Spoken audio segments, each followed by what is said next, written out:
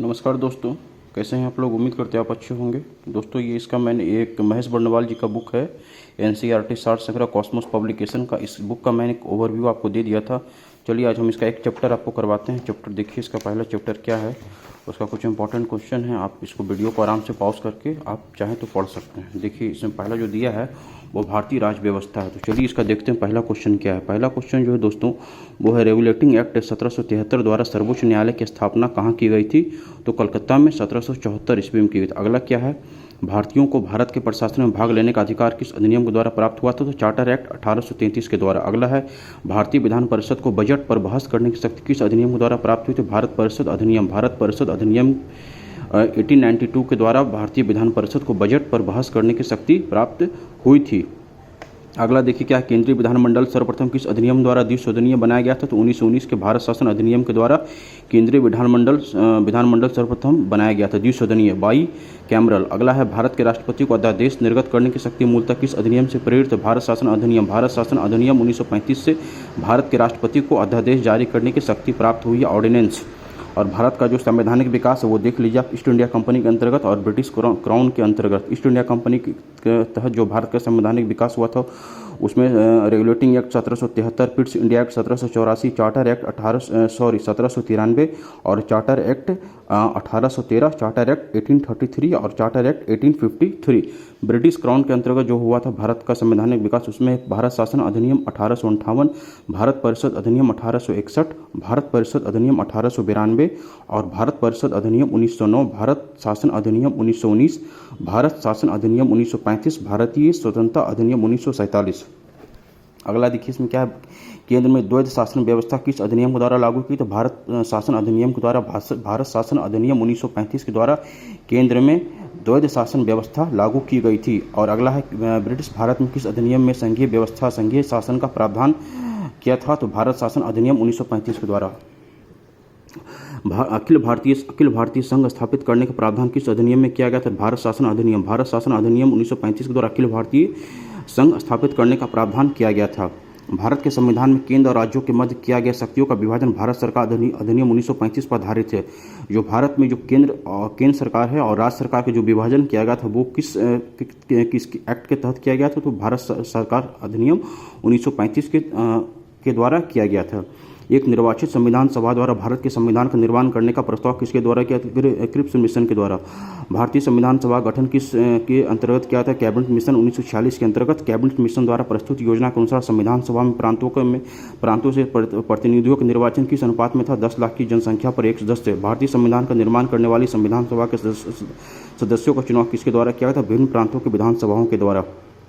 और इसमें देखिए जो अंतरिम सरकार बनी थी 1946 में, उनमें किस किस व्यक्ति को कौन सा पद मिला था वो देख लीजिए। इसमें पहला है जवाहरलाल नेहरू को राष्ट्रमंडल संबंधी विदेशी मामले का विभाग मिला था। सरदार वल्लभ भाई पटेल को गृह, सूचना एवं प्रसारण।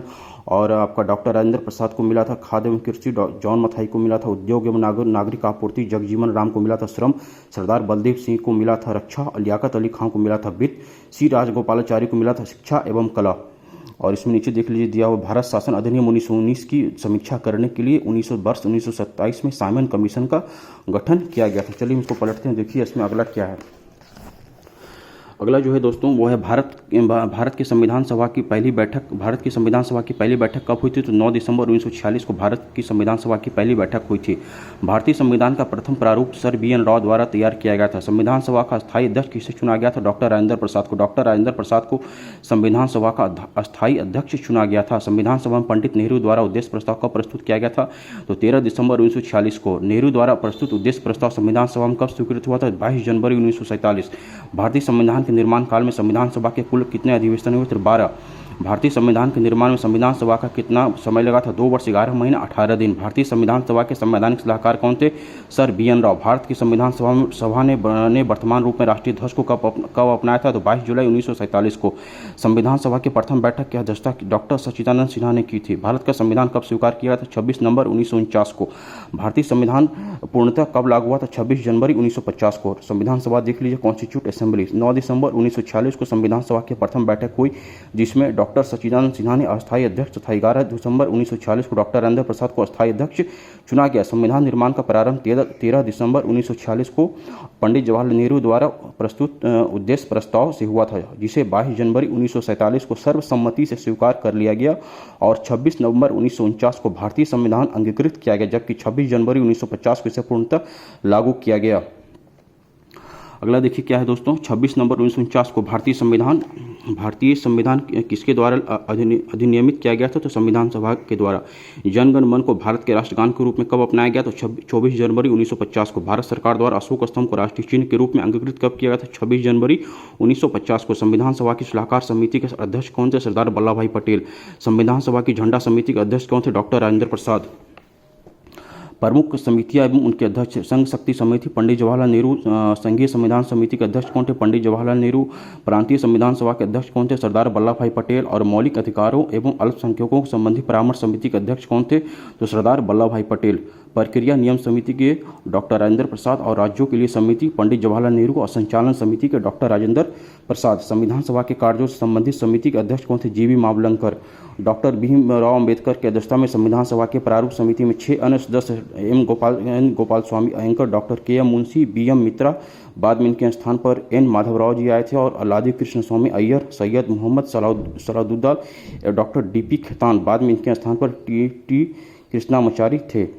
और संविधान सभा ने डॉक्टर बी आर अम्बेडकर की अध्यक्षता में प्रारूप समिति का गठन कब किया था? 29 अगस्त 1947 को। डॉक्टर बी राव अम्बेडकर का संविधान सभा निर्वाचन किस प्रेसिडेंसी से हुआ था? तो बम्बई प्रेसिडेंसी से डॉक्टर बी आर अम्बेडकर का संविधान सभा निर्वाचन हुआ था। और इसमें नीचे देखिए कुछ इंपॉर्टेंट दिया हुआ है। भारत के संविधान मूलतः 2 भाषाओं हिंदी तथा अंग्रेजी में लिखा गया था और सभी सदस्यों ने इन दोनों प्रतियों पर हस्ताक्षर किए थे। दोस्तों मेरा प्रयास कैसा लगा? अच्छा लगा तो लाइक कीजिएगा, चैनल को सब्सक्राइब कीजिएगा, वीडियो को शेयर कीजिएगा। फिर मैं इसका नेक्स्ट पार्ट लेकर के आपके सामने हाजिर होऊंगा। तब तक आप इसे पढ़िए और वीडियो को पॉज करके भी आप पढ़ सकते हैं।